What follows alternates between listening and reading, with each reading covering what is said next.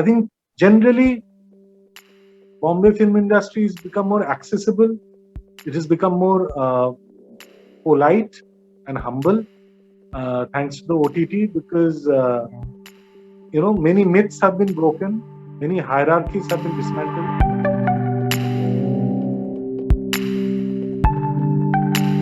We ordered Chinese actually Okay. because I love Chinese food and Filmfare was that elusive black lady. I've got 10 national awards before this. So this was my films have got Filmfare awards, but personal Filmfare, the trophy that happened for the first time.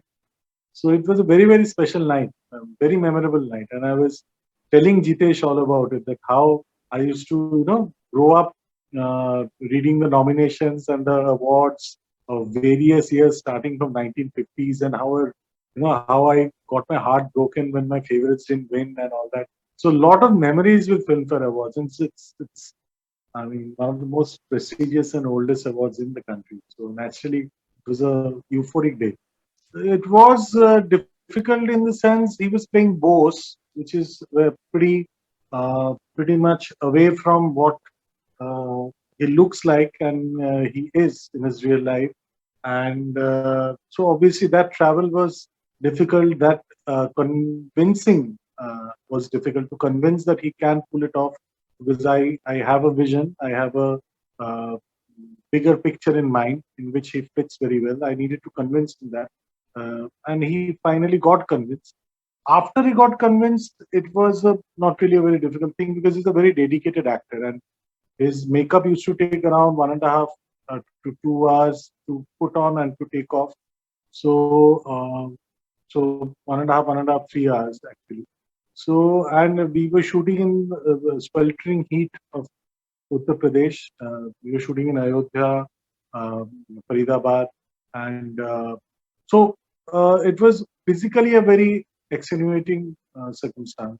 But the kind of chemistry that we have, understanding we have, we kind of pulled. Yes. So the mandate from Netflix and Viacom was that the original short stories needed to have a transformation, a metamorphosis, a projection, or a reinterpretation in a much darker space, in a Okay. much more grim and much edgier contemporary reality. Given that mandate, I selected these two stories because I thought these two stories are most compatible with that kind of a change, given their essential plot device and given their essential soul of these stories. They could be made darker much easily.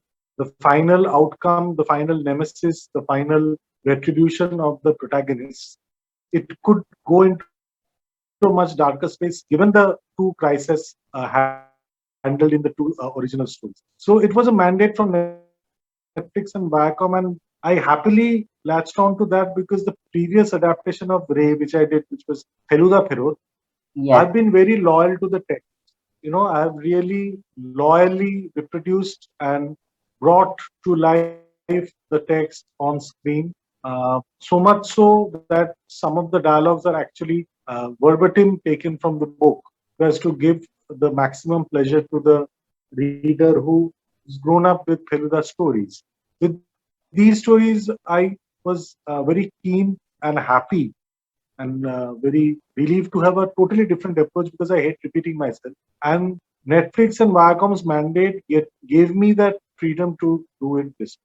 See, the genesis was a thought that Satyajit Ray is so celebrated as a filmmaker, and rightfully so. That is the other aspects of his genius often gets overshadowed. I mean, we've dealt with the short storyteller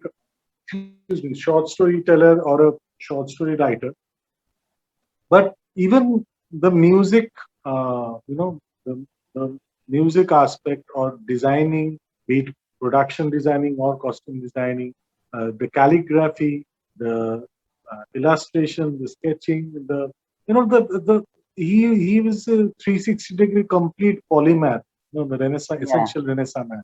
Now, however, we decided we'll highlight the storytelling or the short story writer in him, And there used to be Satyajit Ray presence on Doordarshan a long time back. After which there has been nothing on the national platform to highlight his short stories. So we thought we'll highlight that. And in an attempt to do that, uh, we thought that the casting and the this projection, this reinterpretation, and then changing the setting of each story to a particular city in India. This was Yeah. also another thought, which had come.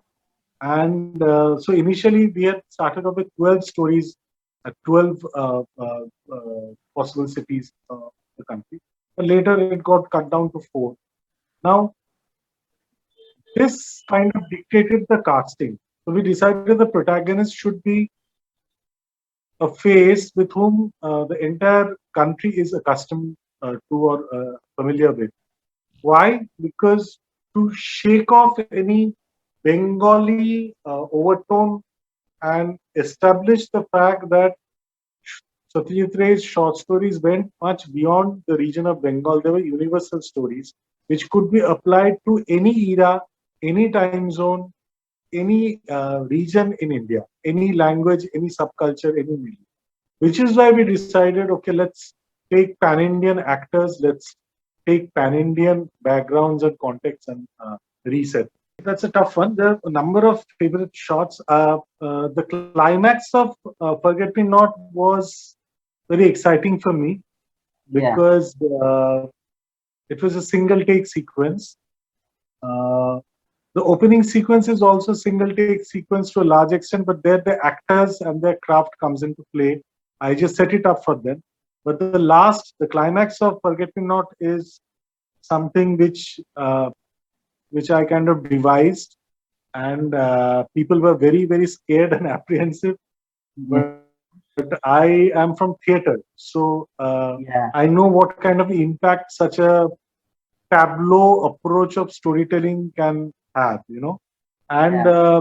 we did a separate, a single day recce of the entire space. We did a mock, and we kind of, because it's a very long shot, and it's one single take, and that Yeah. choreography had to be perfect, and so many things could have gone wrong, but it didn't. We nailed it on our second take, I think, and that is one very very enjoyable and crucial part of Forget Me Not for me as a storyteller, as a filmmaker. And in case of Behrupia, definitely I would say the last, after the revelation, the last bit, Yeah.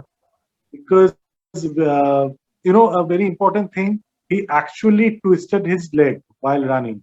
So he actually Oh God. KK actually built that into his acting. So when you see him limping, he's actually limping in pain. And when he pulled his muscle and he couldn't even walk, he was hobbling. I told him that, what do we do? Do we shoot? Or he said, no, let's do it. I said, then let's incorporate that hobble in the final chase. So that's what he did. So from the Mazar till the saloon, that entire Yeah. stretch is possibly my most favorite part of Beirut. I have only one coping mechanism, Mayuk. I just start writing. And last lockdown, I finished 5 scripts, including 3 films and 2 series. This lockdown, which was a shorter lockdown, I finished 2 scripts, one film and one series. Uh, that is the only way I can counter grief. And not only stalwarts like Shomitra Chatterjee and Buddha Dasgupta and a lot of other people, Irfan Khan was a huge loss, almost Yes. personal loss. And the thing with Irfan is that he had crept into our lives in such a surreptitious way, uh, in a very quiet and silent way, that you wouldn't expect to grieve uh, someone whom you know through films. Though I had personally met him on a number of occasions, pitching. In fact, I had pitched Hemlock Society to him, and he was very keen on doing the Hindi remake of Hemlock. But